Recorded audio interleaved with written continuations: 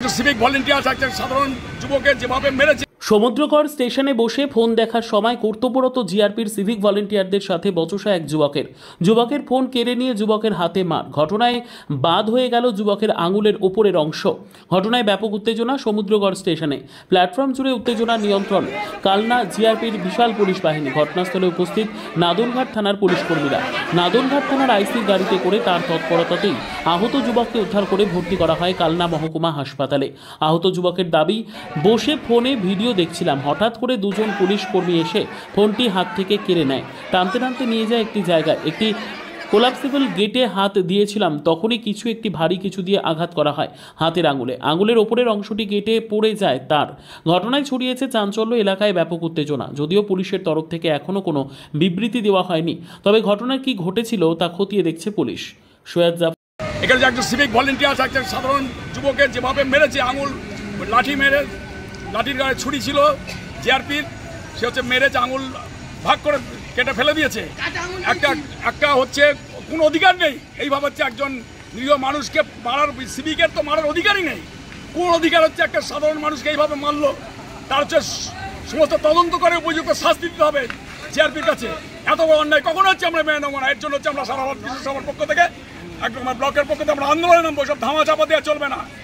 আমি ফিরে আসছি, ধামা চাপা দেওয়া চলবে না। আপনার নাম? আব্দুল খান, পৌরসভা 1 নম্বর ব্লক কমিটির সম্পাদক। সিভিল পুলিশ এসে জিজ্ঞেস করেছে তুই কি করছিস?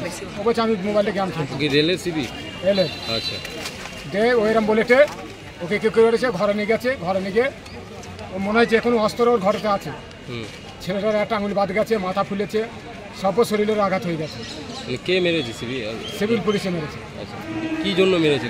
কী জন্য মেরেছে? ওই মোবাইল ঘোরাচ্ছিল, পিছনে গিয়ে স্টেশনে থাকবি, এর জন্য হয়েছে। এটা কটা নাগাদ হয়েছে ঘটনা? 9টার সময়। তো এখন কোথায় নিয়ে গেছে ওকে? ওকে এখন চাঁদপুর নিয়ে গেছে। যে কি চাইছেন এখন আপনি? মারের বদলে মাছ চাই। আর এখানে কি আরপিএফ আছে এখনো প্রচুর? হ্যাঁ, অনেক পুলিশ আছে। থানাও এসছে? আমাদের থানা নাদনঘাট থানা এসছে। কি নাম আপনার? আমার নাম মজিদ শেখ। এটা কোন স্টেশন? Samudragarh rail station. কে নিয়ে গেল ওনাকে? ওনাকে নিয়ে গেছে পুলিশেই নিয়ে গেছে। এবার মেজবাবু নিয়ে গেছে কি বড়বাবু নিয়ে গেছে বলতে পারছি। কি হয়েছিল তোমার সাথে? কার সঙ্গে ঝামেলা হয়েছিল? আমি কিছু নেই, ফোন কেড়ে স্টেশনে ছিলাম, বসছিলাম, এসে ফোন কেড়ে নিই।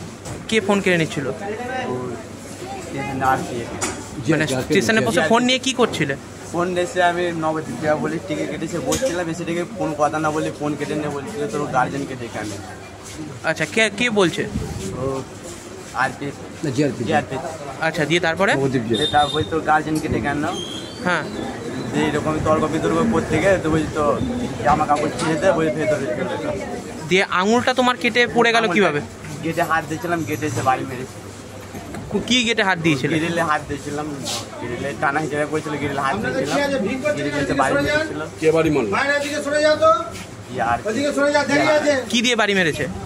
বাড়ি মেরেছে দেখে নি, টানা হিসেবে করতে গিয়ে বাড়ি মেরেছে, বাড়ি মেরেছে। দিয়ে আঙুল কেটে পড়ে যায় পুরো?